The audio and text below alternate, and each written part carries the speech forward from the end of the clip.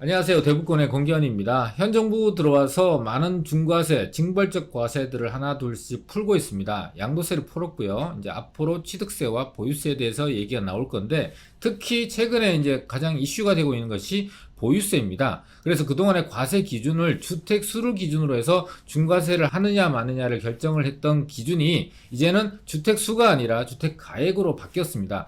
주택 수로 할 때는 이게 중과세, 징벌적 과세에 국민들이 굉장히 민감하고 예민해져 있는 상황이다 보니까 주택 수를 줄이기 위해서 열심히 노력했고, 주택 수를 줄이는 측면에서 똘똘한 한 채라는 현상이 시장에 자리를 잡았었거든요. 그런데 이제 주택 가액 기준으로 바뀌게 되면은 큰 주택 한 개를 갖고 있는 것이 오히려 혜택이 없어지는 상황이 되는 거잖아요. 그리고 여러 주택을 갖고 있는데 공시가격이 적용되는 비율이 낮은 여러 주택들을 갖고 있다면 오히려 자산 증식을 하는데 훨씬 더 유리한 상황이 된다고 합니다. 그래서 어떻게 유리해지는지, 그리고 이렇게 유리한 상황이 된다면 유망 지역은 어딘지 콕콕 한번 찝어보도록 하겠습니다. 종부세 대수술 7월 7일자 뉴스입니다. 자, 기획재정부는 이달 말에 7월 말이죠. 종부세 완화 등 개편 방안을 담은 세법 개정안을 공개할 예정이라고 합니다. 지금 이미 이제 그 선거 과정에서 공약들도 많이 노출이 되어 있고 알고 있는 부분들이 많은데요. 첫 번째가 일단은 1주택자를 중심으로 해서 다주택자 혜택보다는 1주택자를 중심으로 해서 그동안의 혜택을 점점점 늘려왔는데, 그 중에서 이제 특별공제 3억을 더 주고로 해서 종부세 대상 감면, 종부세 대상이 되는 기준이 11억인데 이게 14억으로 올라가게 되면서 14억 이하에 해당되시는 분들은 종부세 대상에서 아예 제외가 되는 그런 1주택자 혜택을 주고 있는 것이 이제 앞으로 진행이 될 거고요. 추가적으로 공시가격을 2020년 수준으로 되돌리겠다. 그리고 공정시정가율을 100%에서 60%로 낮추겠다. 과세 기준을 주택 수에서 가액 수로 바꾸겠다라고 하는데, 이 네 가지 중에서 아래쪽에 세 가지 같은 경우는 모두 다 다주택자한테도 똑같이 적용이 될 수 있는 부분이라는 거예요. 그래서 그동안의 정책 기조, 완화 정책 기조가 1주택자, 무주택자한테 집중돼 있던 혜택들이 이제는 다주택자들한테도 혜택이 확산되고 있다라고 보시면 될 것 같은데요.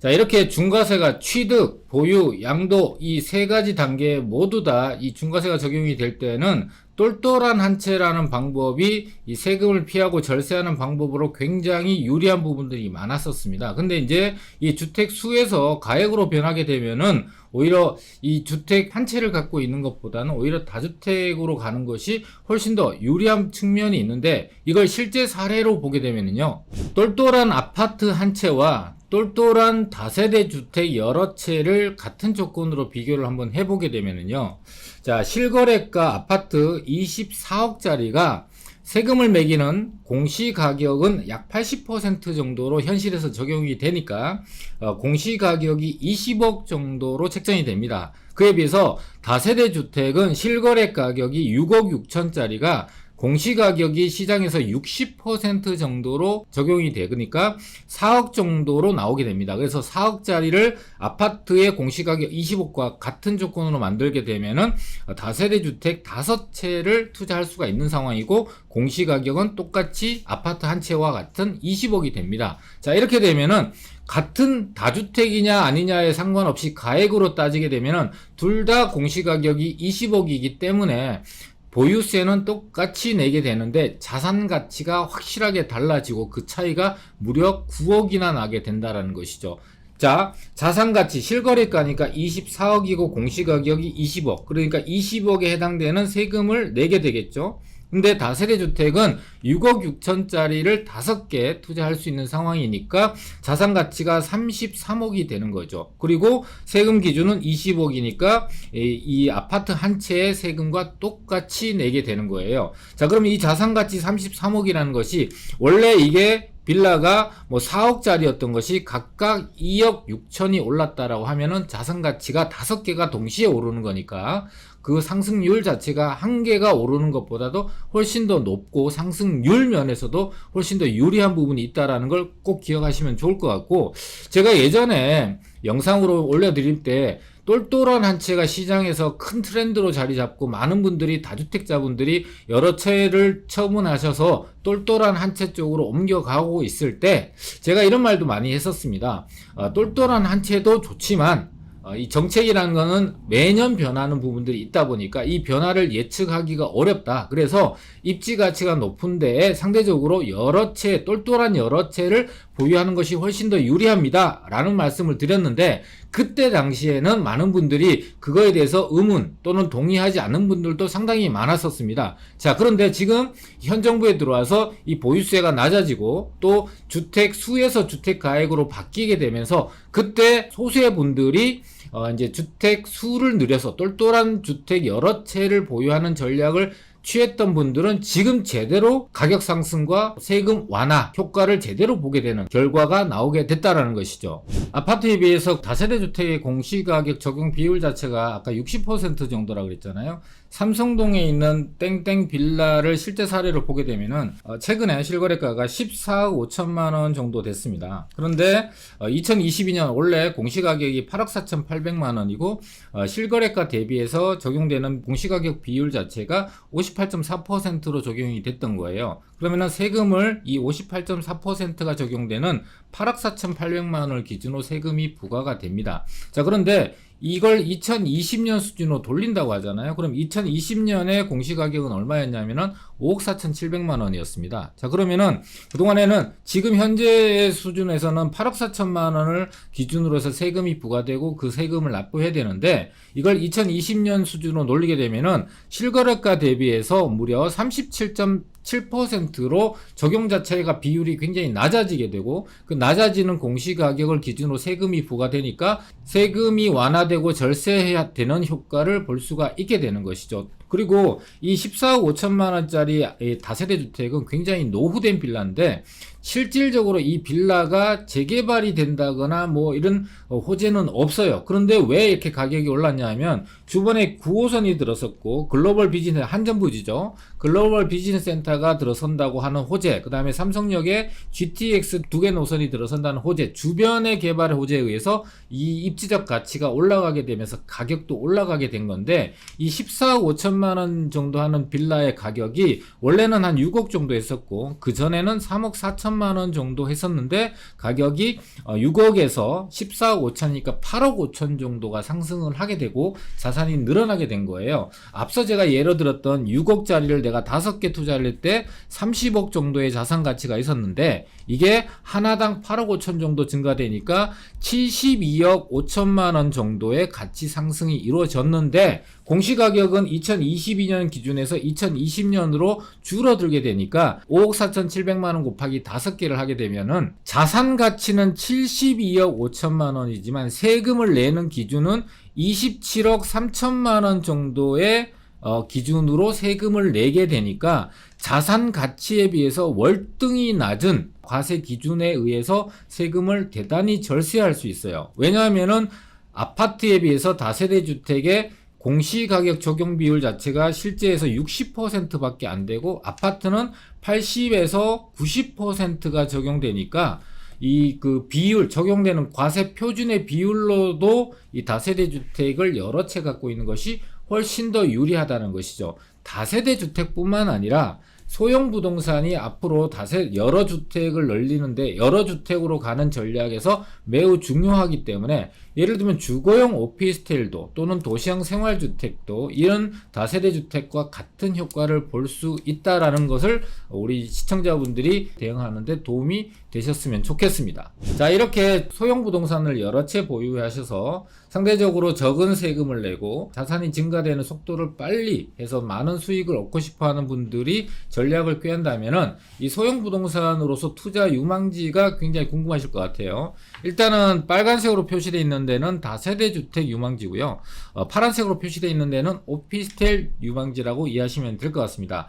일단은 한강변 주변 지역에 노후되어 있는 또는 밀집되어 있는 다세대 주택지가 많이 남아있지 않습니다. 그래서 대표적으로 망원 합정동이나 그 다음에 자양동이 대표적일 수 있는데요.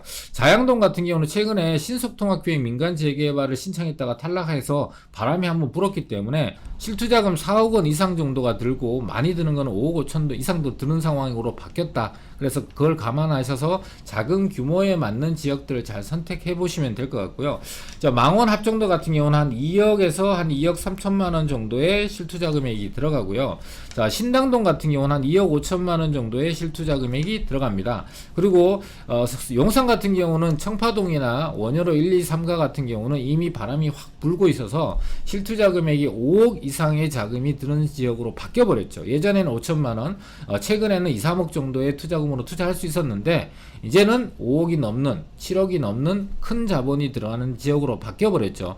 근데 아직까지 주변 여건에 대한 개발, 주변에 큰 개발이 진행될 수 있는 곳이면서 역세권인 서울역 주변 지역 같은 경우는 실투자금 한 2억 8천만 원 정도의 자금으로도 충분히 투자할 수 있는 여건과 물건이 존재하고 있다는 걸 참고하신다면 여러 채를 목적으로 투자를 하시는 분들은 상당히 도움이 될 것 같습니다. 자, 그리고 가로주택, 모아타운이 활발하게 진행되고 있는, 특히 가로주택이 활발하게 진행되고 있는 곳이 강남 3구인데요. 이 중에서도 이제 서초구에 대한 부분들이 지금 서초구에 단독주택 재건축 5구역, 6구역, 13, 15, 7구역들이 굉장히 활발하게 또 추진 속도도 빠르게 진행이 되고 있거든요. 자, 이런 지역들이 앞으로 이주 수요도 나오고 정부사 부지 개발이라든지 터널, 그다음에 내방역 역세권 개발 등 다양한 주변 개발과 또 직접적으로 가로주택이나 모아타운이 될 수 있는 여건들을 갖고 있는 지역들을 투자할 수 있는데 여기가 상대적으로 전세가격이 높다 보니까 실투자금 2억 원 정도로 투자를 할 수 있다는 걸 참고하시면 좋을 것 같습니다. 자, 파랗게 표시되어 있는 곳은 오피스텔 투자 유망지인데요. 오피스텔은